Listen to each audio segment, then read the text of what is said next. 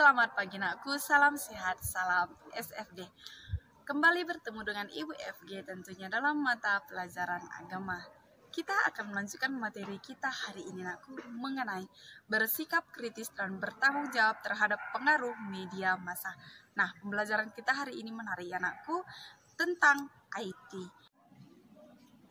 Adapun tujuan pembelajaran kita nakku, yang pertama, anak didik kami diharapkan mampu menyebutkan dampak positif dan dampak negatif media massa.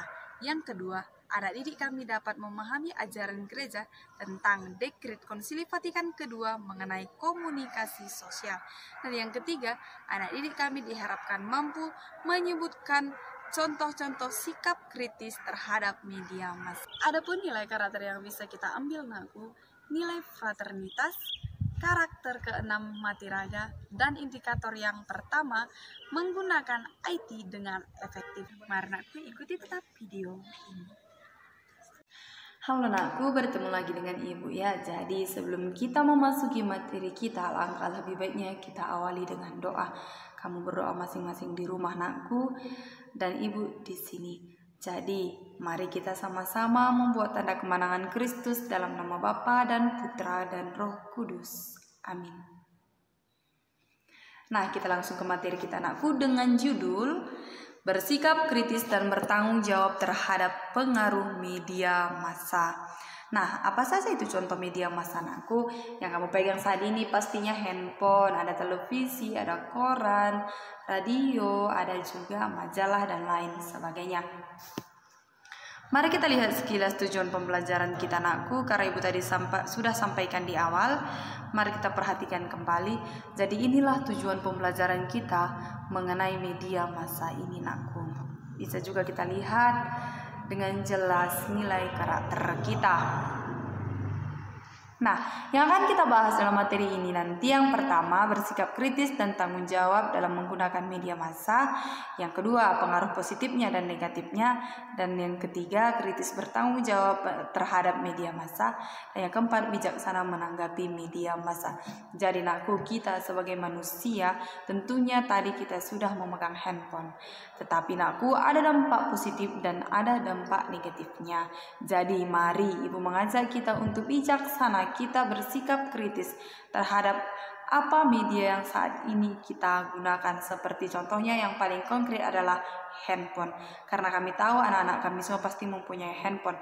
Tetapi gunakanlah handphone itu nakku dengan baik, jangan salah gunakan. Mari kita lihat pengaruh positif media massa.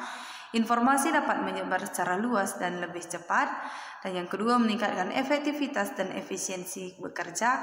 Yang ketiga, meningkatkan perekonomian negara. Jadi pengaruh positif media massa ada 3 di sini nakku. Jadi memang contohnya seperti HP. Yang pertama ini, informasi dapat lebih cepat kita terima. Misalnya ada kecelakaan, ada pekerjaan, bisa kita dapatkan melalui handphone. Tetapi nakku, tetap ibu sarankan, lihatlah yang bagusnya, lihatlah yang baiknya. Yang buruknya tidak perlu kamu lihat di handphone kamu itu. Silahkan gunakan handphone kamu untuk belajar seperti classroom ya nakku. Jadi tetap ibu ingatkan, memang HP itu banyak kegunaannya. Contoh yang paling konkret itu HP anakku, jadi kita contohkan HP. Memang kegunaannya banyak seperti tadi ibu katakan, bisa mencari pekerjaan dari HP, mengetahui informasi lainnya melalui HP. Dan juga kita juga dapat menghasilkan uang juga kan dari HP. Misalnya sekarang ini ada jualan-jualan online. Itu adalah hal yang baik. Tetapi hal yang jahatnya seperti tidak perlu kamu tonton, itu jauhkan. Nah, ada juga dampak negatifnya terhadap banyak situs yang menampilkan sesuatu yang tidak pantas. Kemungkinan adanya berita hoax yang meresahkan warga masih tinggi, dapat merusak pikiran, mental, dan pola pikir generasi muda. Nah, ini adalah dampak negatifnya nakku. Terutama HP tadi ya, terutama HP. Banyak menampilkan situs yang seharusnya tidak pantas ditampilkan. Apalagi sekarang ini kan di Facebook muncul, kalau kamu punya YouTube muncul. Nah, yang kedua, adanya banyak berita hoax. Misalnya, kita buat contoh, kebakaran disebabkan oleh si A.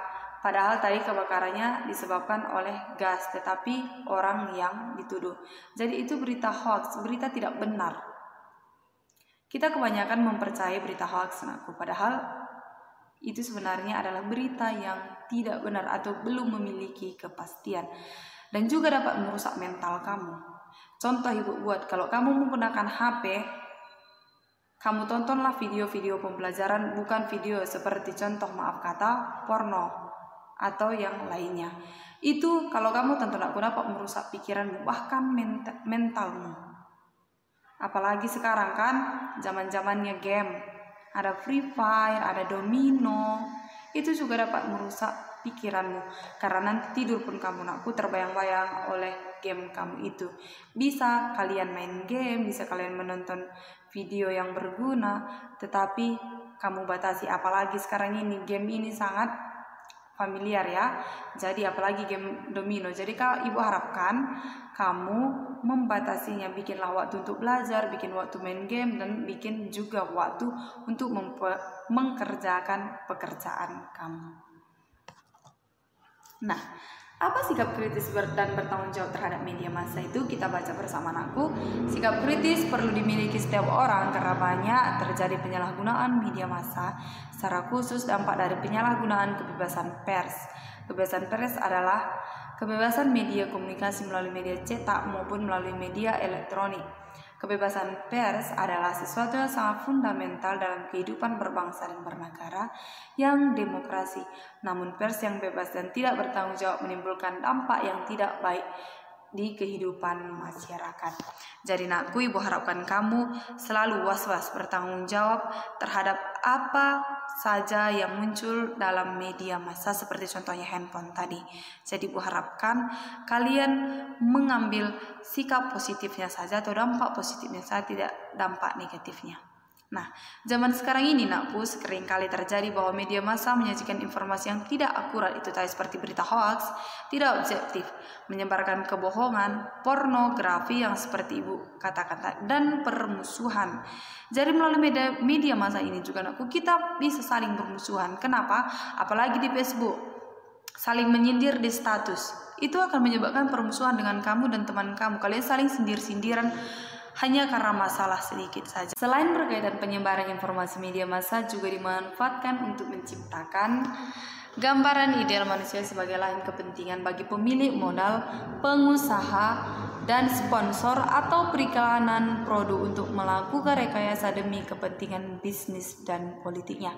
Seperti kita lihat aku di Facebook, kita contohkan, atau di Instagram, atau di Line, atau di WhatsApp juga banyak sekali periklanan dan juga banyak yang menjadikan sebagai lahan modal usaha. Membangun sikap bijaksana terhadap pengaruh media massa dapat kita lihat di sini. Media massa bersifat membangun dan merusak. Jadi media massa ini nakku, kalau kamu ambil sikap positifnya, dampak positifnya, maka akan bersifat membangun. Tetapi kalau kamu ambil dampak negatif yang sudah ibu terapkan tadi di PowerPoint, itu dapat merusak juga. Nah, banyak orang muda memanfaatkan media massa mencari tahu hal baik dan buruk. Namun dewasa ini orang muda lebih banyak mencari hal buruk di media internet. Maka sangat perlu bersikap bijaksana terhadap media massa, sehingga tidak hanya asal-asalan saja. Jadi nakku, memang kita bisa mencari tahu hal baik, misalnya tadi seperti Google. Apabila ada pelajaran yang kamu tidak tahu, bisa kamu tanyakan kepada Google. Tetapi nakku, seringkali kita juga mencari hal-hal yang buruk di Google itu, atau di YouTube, atau di searching lainnya. Jadi ibu harapkan di sini kamu sebagai siswa, apalagi kamu masih kelas 10 nakku, bersikap bijaksanalah. Jangan sempat kamu jatuh ke tidak baik. Jadi nakku, ibu harapkan sekali kalian selalu mencari hal-hal yang baik, misalkan dalam pembelajaran, dan jauhilah hal-hal yang tidak perlu kamu tahu, tidak perlu kamu cari tahu kalau itu adalah merusak dirimu sendiri. Untuk membangun sikap bijaksana, kita sebagai manusia, yaitu kita sebagai penerima, pembaca, pemirsa, perlu menampung segala informasi yang disiarkan media kepada nilai-nilai keutamaan ilmu pengetahuan dan pengetahuan. Apa kata gereja? Apa kata Konsili Vatikan kedua mengenai komunikasi sosial? Dapat kita lihat di sini. Dekrit gereja mengenai komunikasi sosial menghimbau agar kita menghindari apa saja yang bagi diri kita sendiri yang menyebabkan atau memungkinkan timbulnya kerugian rohani atau yang dapat membahayakan sesama dengan nilai-nilai yang mengarah kepada nilai-nilai yang bersifat buruk atau merendahkan moral. Jadi menurut dekrit gereja ini tentang komunikasi sosial sangat menghimbau kita, apalagi kita sebagai umat Allah, untuk tidak merugikan rohani kita. Artinya kita selalu berpacu, kita harus berguru kepada Tuhan, bukan kepada media massa yang sekarang ini memang sangat berkembang. Jadi itulah pembelajaran kita mengenai bersikap kritis dan bertanggung jawab terhadap media massa. Pada hakikatnya media massa mempunyai pengaruh yang positif dan negatif juga. Pengaruh positif dari media massa tadi sudah Ibu jelaskan. Dan yang paling jelas di sini adalah kita mampu mendekatkan satu sama lain dengan baik dan menjalin relasi dan berbagi pemikiran. Kemajuan media massa juga menyebabkan seseorang dengan segera tahu dan terlibat terhadap berbagai peristiwa di belahan bumi manapun. Namun negatifnya media massa pada sekarang ini menjadi lahan kepentingan pribadi, penguasa, sponsor seperti yang kita bilang tadi. Maka kita sebagai pembaca, pemirsa, pendengar, bijaksanalah terhadap media massa. Karena kita sebagai manusia itu harus bisa mempertimbangkan mana yang baik dan mana yang benar. Apabila kamu menerima informasi apapun Ibu harapkan informasi yang benarlah yang diikuti. Jadi itulah hari ini pembelajaran kita mengenai bersikap dan bertindak kritis terhadap pengaruh media massa. Ibu harapkan kamu di rumah walaupun kamu belajar daring, Ibu harapkan anak-anak kami dapat memahami pembelajaran kita hari ini. Dan Ibu mau mengajak, apakah yang sudah kamu lakukan sekarang ini sudah mengarah ke dampak positif menggunakan media massa, contohnya seperti HP kamu sekarang ini? Ibu harap anak-anak kami mengarah kepada yang baik dan menggunakan IT itu dengan efektif Jangan melulu HP yang kamu pegang, tetapi pegang jugalah buku kamu. Jadi salam sehat, salam SFD. Tuhan Yesus memberkati semua anak-anak kami.